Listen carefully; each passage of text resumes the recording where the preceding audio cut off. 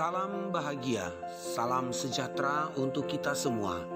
Perkenalkan, nama saya Hendro Alpirin Purba, berasal dari SMP Negeri 1 Pinangsori, Kabupaten Tapanuli Tengah, Sumatera Utara. Merupakan CGP Angkatan 9 tahun 2023. Berikut ini adalah video modul 11A8 yang merupakan koneksi antar materi, yaitu merupakan hubungan antara setiap materi yang terdapat pada modul 11. Pada video ini akan dijelaskan tentang kesimpulan dan penjelasan mengenai pemikiran-pemikiran Ki Hajar Dewantara, sehingga kita akan semakin tahu bagaimana pemikiran-pemikiran Ki Hajar Dewantara itu dalam dunia pendidikan pada saat ini. Terdapat 3 pertanyaan sebagai refleksi dari materi-materi yang saling berhubungan, yaitu yang pertama, apa yang saya percaya tentang murid dan pembelajaran di kelas sebelum saya mempelajari modul 1.1. Yang kedua, apa yang berubah dari pemikiran atau perilaku saya setelah mempelajari modul ini. Dan yang ketiga, apa yang dapat segera saya terapkan lebih baik agar kelas saya mencerminkan pemikiran Ki Hajar Dewantara. Refleksi terhadap pertanyaan yang pertama, yaitu yang saya percaya tentang murid dan pembelajaran di kelas sebelum saya mempelajari modul 1.1 adalah pembelajaran berpusat pada guru. Pembelajaran yang menempatkan siswa sebagai objek dalam belajar dan kegiatan belajar menjadi bersifat klasik. Dalam pendekatan ini, guru menempatkan diri sebagai orang yang serba tahu dan sebagai satu-satunya sumber belajar. Kemudian, saya hanya memikirkan ketercapaian materi, yaitu saya hanya memikirkan materi tersampaikan dan mengharapkan ketercapaian nilai kognitif saja. Saya hanya mengejar nilai KKM si anak bisa lebih tinggi. Kemudian tidak memperdulikan karakteristik anak. Saya tidak peduli bahwa si anak memiliki kemampuan yang tersembunyi dalam pembelajarannya, sehingga mereka belajar menjadi terkesan dipaksakan. Oleh karena itu, maka peserta didik atau si murid menjadi kurang perhatian. Maka murid terlihat pasif dan motivasi belajarnya sangat rendah.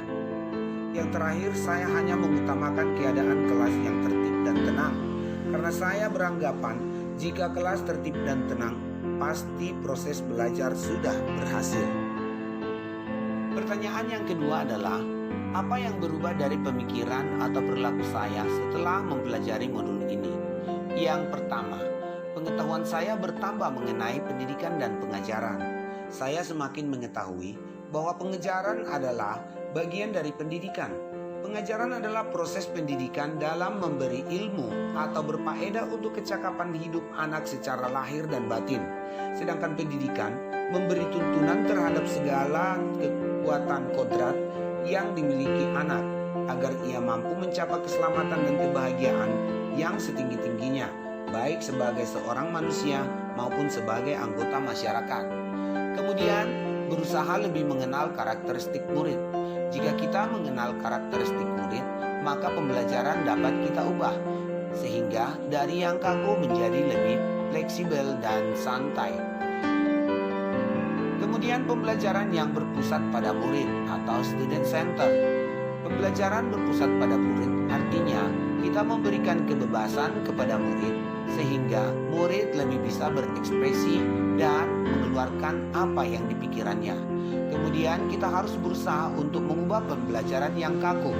Pembelajaran yang kaku membuat si anak menjadi seperti ketakutan atau apa yang dipikirkan tidak bisa disampaikan karena mereka akan merasa bahwa apa yang dipikirkannya itu adalah salah.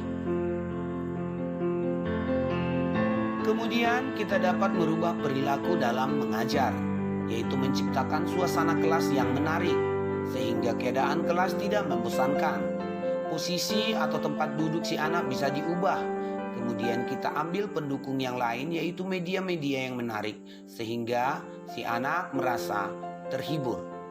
Kemudian kita memberikan kebebasan kepada anak sesuai dengan minat, bakat, dan kreativitasnya.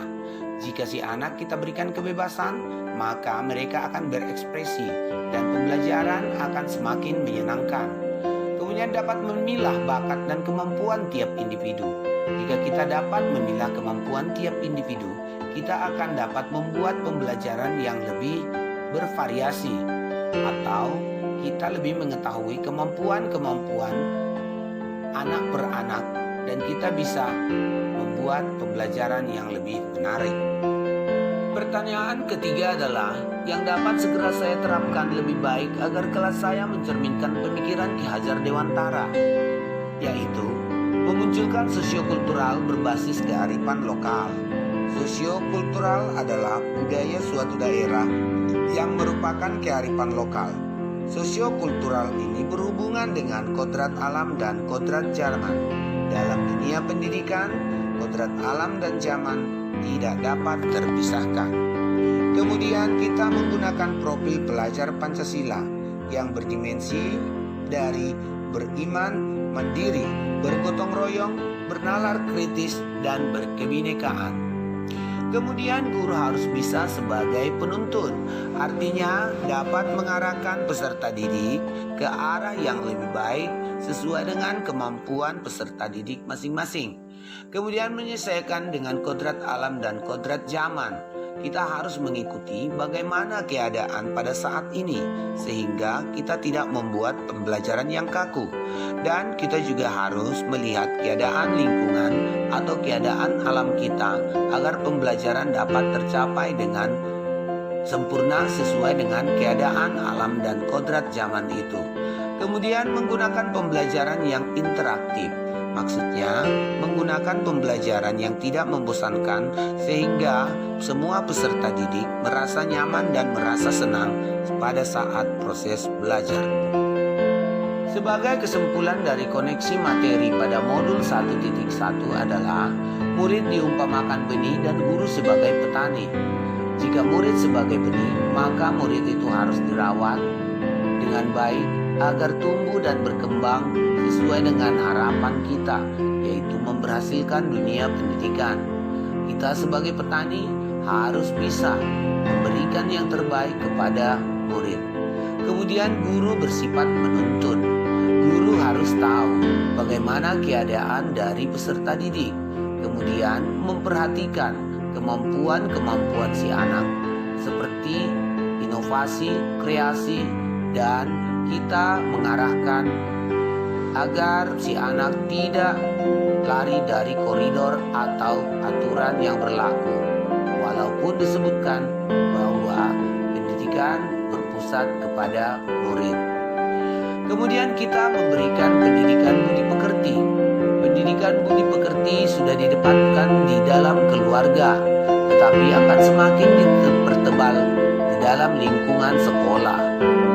Kemudian ada pendidikan menghamba kepada murid, yaitu mengutamakan murid menjadi center dalam pembelajaran, sehingga murid bebas untuk mengekspresikan cara belajar di dalam kelas atau di luar kelas.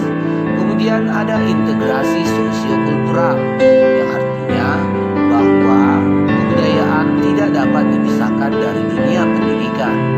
Kemudian proses KBM yang menyenangkan, maksudnya kita membuat keadaan ruangan menjadi menyenangkan dan tidak kaku, sehingga para pelajar atau para anak didik kita akan belajar dengan senang hati tanpa ada tekanan. Demikianlah pemaparan saya tentang modul 1.1, yaitu koneksi antar materi. Mudah-mudahan video ini dapat bermanfaat bagi kita semua. Salam guru penggerak, salam bahagia.